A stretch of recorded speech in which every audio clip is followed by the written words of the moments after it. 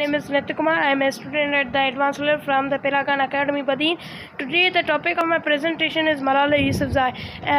Malala Yousafzai was a youngest Nobel laureate, and she received the Nobel Prize, and started a campaign for the education of the girls.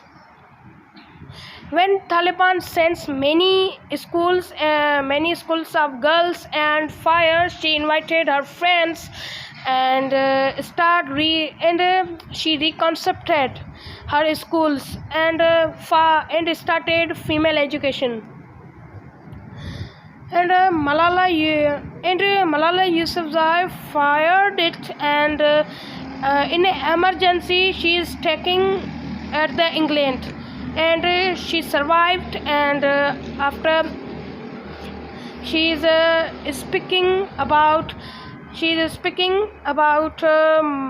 women empowerment and girls education, etc. And her speech is very remarkable, and in a speech she tells one child, one school, one pen, one book can change the world.